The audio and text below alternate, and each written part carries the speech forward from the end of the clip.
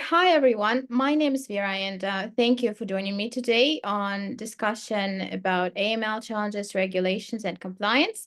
We got Thanos and Graeme today with us. So Thanos, hi, how are you?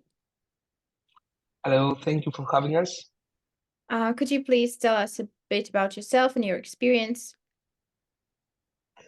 Yeah, absolutely. So yeah, I'm Thanos. I'm the CEO and co-founder of Cyberscope. It's a cybersecurity blockchain company.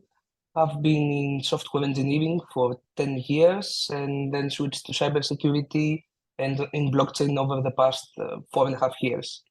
Okay, thank you. Graeme, hi, welcome. Could you please tell us about you and your experience in the AMLBot in general? Yes, hello, I'm Graeme Hampton. I'm, as you said already, from AMLBot. I'm an AML anti-money laundering advisor, and I co-chair with the International Association of Trusted Blockchain Applications. Previously, before crypto, I worked in the payment industry for many years and switched into crypto in 2018. And I started to help crypto asset service providers to become licensed, to set up their AML framework, and then for the business to become active. So I started that journey in Estonia because it was one of the early adopters, and it attracted crypto operators at that particular time. So I specialize in AML compliance, and the merge now is between decentralized systems and regulations, and where the investor safety actually plays its role. So that's probably enough to start things off from me. Thank you. Okay, Graeme, thank you. So the first question would go out to Thanos. So Thanos, could you please tell us from a cybersecurity perspective, what are the most sophisticated types of fraud and which you encountered, and how can AML frameworks be fortified to combat them? How can we make it Okay, so I think we can all agree the most common attack is phishing attacks, social engineering in general, and phishing in particular. We've seen malware attacks, we've seen insider jobs as well. Now, how AML, there are a lot of solutions to securing from these attacks, but as in context of AML, I believe multi-layer authentication, biometric authentication could be a thing. Continuous monitoring on blockchain level, transaction level, sometimes collaboration and information sharing between providers as well. You will see many times central exchanges working with DeFi protocols or with institutions where wallets are reported for AML because they have suspicious transactions from mixers. Okay, thank you. So Graeme, you get the fun question apparently. So could you please share a success story about any of your investigations? Yeah, I can probably be quite general about it. I think the general aspect of it is that when you're doing your due diligence and something doesn't match, either through enhanced due diligence, and in this particular case that I'm referring to, the business case didn't really resemble the transactions that started to happen. So it created a red flag. EDD wasn't satisfied with the questions, and then a report had to be made. The FIU quite promptly responded within 3 days on the case that comes to mind to say that this was a human trafficking case. So when they discovered the people that were involved in this company, they were able to tap further, and then they found that there was information on these people. So they were presenting as a car parts business. And generally car parts, some of them can be expensive, no doubt, but these sums of money they must have been Ferrari engines that they were selling as car parts, and that wasn't in the business case. Generally, it was just small car parts. So the behavior wasn't right. So when you get that intuition, sometimes we're not law enforcement. We're just seeing a behavior to think this doesn't match. So this was a success case. This was we don't always get the feedback. Sometimes we present something and we don't get the information back. But that one it was a few years ago now. We're talking 4 years ago on that case. And yeah, that's probably not unheard of. Okay, Graeme, thank you. I was expecting a fun answer and it wasn't fun at all. Yeah, because it's not fun. The reality is we're not in a fun business, really. We're not in entertainment. And when we're dealing with ransom and someone on the end of the situation as a victim, don't mean to be a party pooper, but it's not fun. Yeah. So yeah, I would, I'd like to entertain, but no. Well, it was better than the entertainment. So, Thanos, have your company ever had an investigation, a success story with it? Yeah, of course I can't name because of NDAs. There was a case when client had been hacked and they asked us help to trace the funds back to the and help with the investigation. We actually had some email correspondence with the FBI as well. We managed to track some transactions from Tornado Cash into some suspicious wallets and just presented the investigation to the FBI. Now, we don't do arrests. We don't follow up on the case. I don't know if they arrested the guy, but this is as far as we get in terms of forensics and investigation. Again, not the most fun story, but this is what we do. Okay. Thank you guys for what you are doing. So let's move on and talk about user concerns. So Thanos, could you please tell me what are the most common user concerns regarding KYC and how can they be addressed? Okay, so speaking from personal experience too, and from as a user and as a service provider, privacy and security is the biggest concerns, right? Users are worried that okay, I'm sharing all this sensitive information in a digital era to some company that they live away. I don't know how they're gonna keep my information, how they're gonna use my information. So privacy and security is what concerns them. Now, how to solve this? I guess transparency is always the best way. Like as a company, you should be transparent about the process that you keep. Certifications help as well, like being SOC 2 secure. Speak about the encryption protocols that you follow, which employees have access to sensitive data.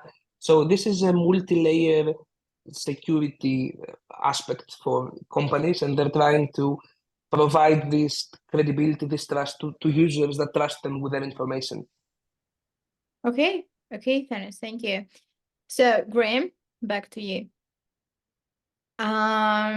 Let's talk about AI. We've all heard about the cases when people bought some, AI documents and successfully passed the KYC check. So could you please tell us if AI is a potential threat to KYC procedures? I think the short answer is yes. The longer answer is we've recently seen, if you can imagine, most crypto business are a small entity, small to medium-sized business.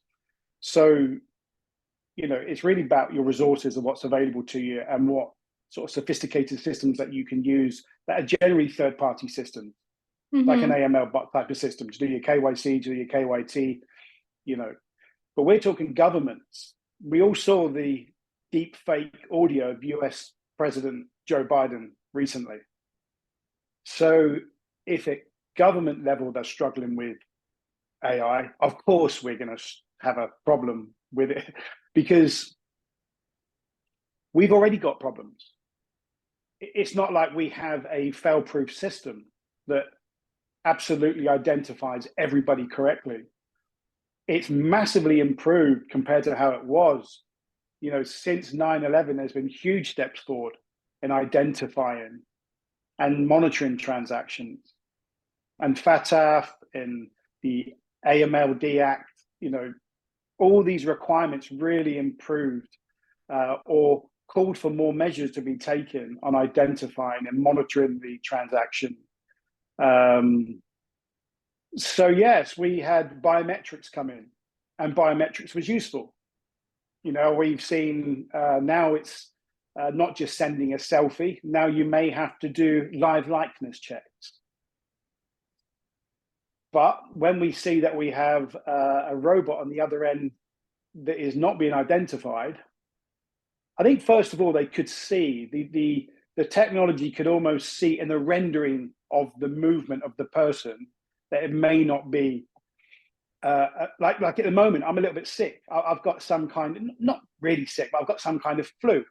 So you can tell in me that there's probably some kind of croakiness in my voice. It's human nature, right? It's normal, it's natural. A little bit of a temperature and things like that. Now with robots, maybe they won't have that. Maybe they'll just be this perfect representation of a perfection voice, perfection image. And now humans aren't perfect. Can we identify that, hang on, this is almost too perfect to be true, right? So, it didn't take long for them to realize that was a fake version of Joe Biden. It was quite quick. So if this went unidentified, it never went recognized. It's almost like when you see all the containers at a seaport, you know, how are they going to check thoroughly every single container at that seaport? Some are going to get through, right? So how much of it is coming through, we don't know. But we are finding now that there are the intelligence, the AI systems that are combating the AI system. So they need to recognize each other because machine learning is part of this too. So it's change, basically. We've always had adversity to overcome, and we're always going to see change. This is just another change. I don't think it's the last change. It's just another difficult situation to manage within identifying non-face-to-face customers. Dennis, could you please explain how international AML regulations differ and the challenges these differences pose to multinational companies? Okay. So yeah, it's a bit challenging because every government has different policy in terms of crypto adoption, different policy about AML regulations on crypto as well. And you can imagine that being on an enterprise level, working on a crypto company, has so many things to take into consideration. We have US compliance and Europe compliance, which are the two leaders in the industry. Usually the other regions just check what they're gonna do. People wait on the SEC to see how they're gonna decide on crypto. Of course, price is also concerned, but we're not talking about price here. And then we have diverse regulatory requirements, cross-border transactions. So imagine you have a company that's operating in a crypto-friendly country and a non-crypto-friendly country. What happens when you do transactions on both sides, or what happens when there is a crime committed on a country that is not supporting crypto officially, like China? Then you have MiCA, you know, the European law that is going to come next year, and everybody's so concerned and talking about. Like you have a European company working in the European Union. Should you move to Dubai? Should you move out of Europe? All these are really important questions, and you know, jurisdictional compliance is something that is going to concern us in the next few months for sure. Okay, Dennis, thank you. Graeme, we've sort of already discussed this, but could you please tell us, in the context of KYC, what innovative technologies are emerging to improve the verification process? Yeah, so there's quite a few technological advancements at the moment, and there's different consultations happening out there. One of them is for a digital wallet where you have a digital ID. So I live in an all-digital jurisdiction. I'm from the UK, however, I'm residing in Estonia currently. and they have a digitalized commerce anyway. So all your digital records are basically stored online. You have a digital ID number, and you can do the majority of things very easily through digital, but it's only within this jurisdiction. It doesn't cross-border into other member states. So to have a European central system where the Schengen area they could start with, where digital identification could be used, but in the EU we have GDPR, so data protection is essential, and it's my data. So I choose where I want my data to go. So let's say it doesn't happen anymore, but if I went to get in a club and they said, could you prove your age? You know, I'd be delighted, but they don't ask me. But if they did ask me, then I could maybe show them through my digital wallet just my QR code of my age, let's say. I don't want to show them my passport, my driving license. I don't want to show them my academics. I don't want to show them anything other than that. So to have this sort of like wallet situation, they have got something there that does your medical records, it does your academics. So if you were going for a job, you could simply just prove this is authentic, and it's on the blockchain. You could prove, let's say you had a family and you had a new child arrival, that child goes straight onto the system. And if there's some sort of credit system that this is connected to, your bank automatically gets the payment done within minutes. All this is happening. No queuing up in offices with a piece of paper. And so I think when people start to see the benefit, our individual life becomes easier, because that's what technology is about, right? Is it should be easier and quicker and make an improved life. Obviously, what comes of it is the bad guys. You know, so they're going to jump on this new technology quick, and they're going to try and hack, and they're going to try and do what they can. So this combat is always going to be there. But I think for this digital wallet situation of not having to do KYC every time you go somewhere because you've already got this approval, whether banks can share it, insurance companies can share this. And then when you go on to maybe different exchanges, we've got new things happening now. We've got a crypto travel rule is coming in. So these are identifiers to make sure that the sender and user is identified. And if that matches with the digital wallet to say, yes, these are the same people, it's green lights. The system has got green lights on, the transaction can happen. So there's quite a lot happening. There's lots of sandboxes, there's lots of prototypes. The biggest issue is the trust mechanism. Is it a centralized trust mechanism, or is it a decentralized trust mechanism, like a blockchain sort of situation? Is it a hybrid? This is still taking time, and it's a complicated issue. It's not going to be quick, and this isn't a new topic. It's just now starting to become, the topic is just starting to increase. But when you look at IEDAS 2.0, we're going back 5 years, and they were starting to consult in quite a level then. So yeah, it's lots of technological advancements. Not sure can't really answer to say which one is looking more favorable at this stage, other than things are happening. So this is going to be a new cultural change as well. This will be the interesting part. I'm not sure people are ready. So some are, the younger generation for sure, but maybe the older generation might not see this as an advancement, but we'll see. Most important thing is the safety and security. That's the key. Okay, Graeme, thank you. So, Thanos, do you have anything to add to Graeme's answer? No, I think you covered all aspects. The technology behind decentralized ID is zero knowledge proof. This is a really big innovation in cryptographic. So we're expecting a lot of adoption in terms of decentralized ID in the next few years. Okay, thank you. So, Thanos, so we are talking about KYC, and if it's not sensitive information, I wanted to ask you guys, could you please tell us what were like the weirdest things that were uploaded instead of actual documents? If you can tell us, of course. Is that who was that to? Sorry, apologies. Yeah. It's okay. I'll go first. I think we'll both answer that. Yeah. This should be quite funny. So I think my team has seen pretty much everything so far.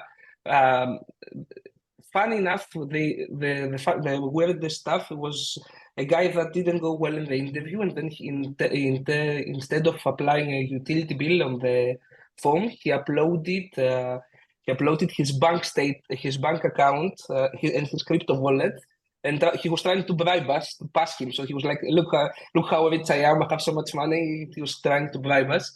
Of course, we've seen, pictures without clothes. People do do that a lot.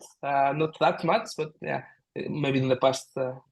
I think that's pretty much the weirdest things we've seen. Okay, okay, thank you, Thanos. Graeme, you wanted to add something? We are listening. Yeah, there's one that comes to mind where it was a live likeness check, where you need to follow a set of instructions, either look left, look right, and then there's also a rotation clockwise and anti-clockwise to move your head. But this person had another person's hand on their head, moving their head for them. So you get 3 attempts. The first attempt, because I've done it myself, I've gone through live likeness, and for some reason I didn't move my head correctly or something, and it says failed, try again. So this was someone's completely different person's hand was on their head, moving it up and down. And it's not funny. It's really not funny, but we need humor, of course. It's important. I don't know if this was ransom because the person just disappeared. They just went. But the situation was it wasn't working because the hand was on the head, but the person with the hand may have thought it's because they're not turning it enough. So the head got turned on each attempt, it got more exaggerated each time. It's like, if it didn't work the first time, it's like putting the PIN number into your bank card, right? You put in your 4-digit PIN card, it didn't work. And it's like putting the same one in again. It's still not going to work. And it's like, okay, so I'll try the same PIN again for the 3rd time. No, it's still not going to work. So this person just thought that they could continue to move this head around. And this poor person sat there with their head sort of like flying around in circles in this hand. It was very memorable, yeah. Very memorable. Okay, I'm going to ask the question I think we are all thinking. So was this person alive? Which person? The person who had their head moved around, were they alive? Yeah. Well, they were blinking and they were breathing, so I would say they were alive. Yeah. But you're right. We can go to the extremes here because these cases are out there, right? These cases are there's a lot. It's actually bigger than what it sounds a ridiculous thing to say, but you're absolutely right, because using deceased person is a great target for a bad actor, right? We know that. But I've not seen it. I've not seen a live likeness check, to be honest. I've not seen. You might upload a picture of somebody, but I've not seen a live likeness from a dead person. Not that would be quite scary. I think I'd be out of my chair and off if I saw that. Yeah. Graeme, could you please tell us how regulations in major financial hubs like US or European Union influence regulations worldwide? Thanos sort of touched on that already, but if you could give some comment on that. I think the influence is fairly subjective at the moment, because we have digital nomads that are very much into the unregulated, decentralized sort of DNA of Bitcoin, why it was created and what market it was created for cross-border transactions, and to be done very quickly with very little anonymity or zero anonymity and address. Okay, so this is its DNA. The rest of it is down to regulation. So when we're looking at EU compared to US, compared to UAE, compared to Singapore, Hong Kong, UK, these are the major financial hubs. And then we go into Asia. So India, huge population, their own regulations, their own way of doing things. And then we go into Africa. So I think the influence is 2 things. One is that it's showing that it can create a safer environment for big investors. That's why ETFs and BlackRock and Bitcoin ETF was created, because they could show some liquidity security and they could show some investor safety. If that wasn't available, I can't see the ETF for Bitcoin would have been approved. So we'll see if Ethereum also gets through. A lot are suggesting that it's not going to be, but again, that's only speculation. So the influence is that more investors will come to the party. That allows for the business to increase. That allows for the industry to be able to use the technology and put it to their advantage. The flip side of that is it going to de-accelerate innovation? Is it going to make it too hard and robust for startups to get the investment in, because they're not going to have the same offering to make it so secure? They're going to have weaknesses in product and in their systems and everything, but innovation needs investment. So we're just at the moment talking about the good guys. Okay, let's forget about the other stuff that happens, because that's just not accountable. That'll always happen in life. That's the way it is. So I think the influence at the moment is sort of showing, yes, with a good regulated, secure, more secure system, larger investment can come in and there's better growth. But there's always the argument from innovators, I think, is it going to de-accelerate? In the EU, we have a rule-based regulation. We live in a rule-based society, so people can adapt to it quite quickly. In other parts of the world, they don't have the same kind of rule-based situation. So we've got accelerationism, which is what technology wants to do. It can create something very quickly. It can really solve a solution, and it's perfectly right, and it can do it. Why are we all holding back? And then the regulators go, no, whoa, we need to understand this. Slow down. And it's too late because the technology is quick. It's like Model T. It's a Model T in the banking system, and now we've got a Ferrari ready to go. So the two have got to merge somewhere. They've got to meet in the middle. I think it's what I find encouraging is one of the early stages and times that centralized individuals, governments, bodies, regulators, they are now consulting with the private sector, because they don't have the same level of skill set and knowledge and deep understanding of what's going on. And they are now more acceptable to these sandboxes and to these understandings of how they can use it. But I'm not sure if they can work at the same pace. So the boundaries are being pushed harder. The time frames, I think I remember speaking to some expert a while ago, 10 years ago, talking about quantum computing. And this was the next best thing. It's going to completely revolutionize everything we do in every single way. It's not that far ahead today because of how long it takes for the financial securities markets to be able to adopt these things. We can go on for this. It's going to go on and on. But I think the crux is there is an influence, but I'm not sure the influence is so strong that it's convincing all of the digital nomads to say, yes, let's give us those regulations. We want more, please. I think they're more or less saying you're going to stifle us. Yeah. Because at the moment we have situations where, if you think that we've got KYC, KYT, and then we have things like travel rule. So 3 very easy things to say, but those 3 pillars is quite a lot for a company to manage.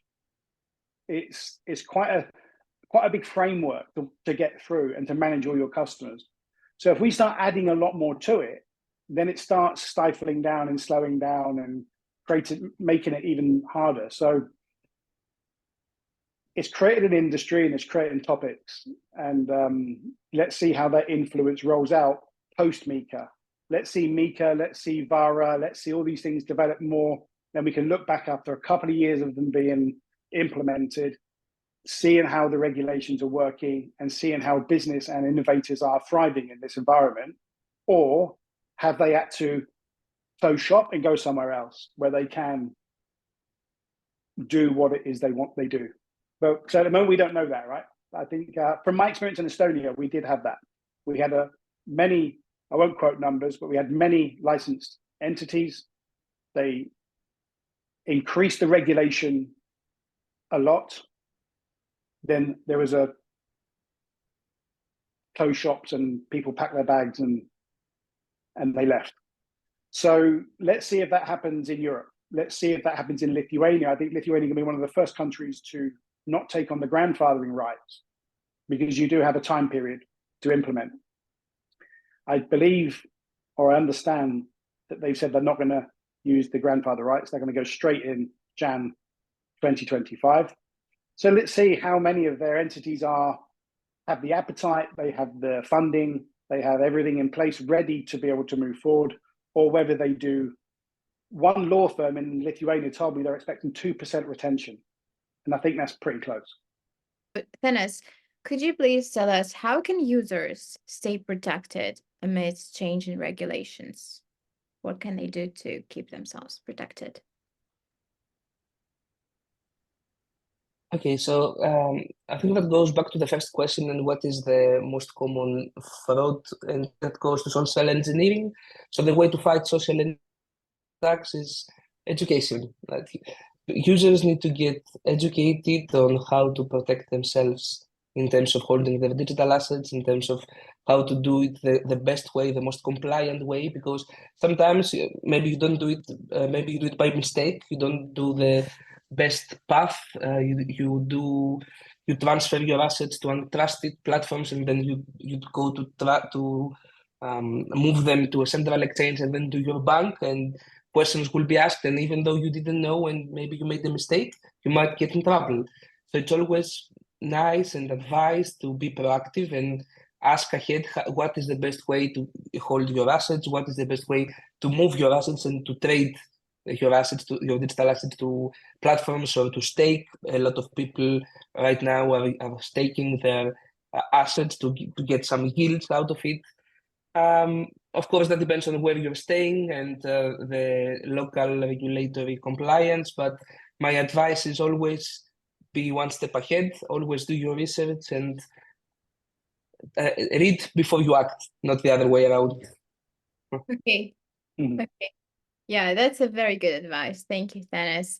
So, thank you, Graeme. Thank you, Thanos, for joining me today, for you sharing your insights, your experience, and I hope this is going to be as educational for our viewers as it was for me.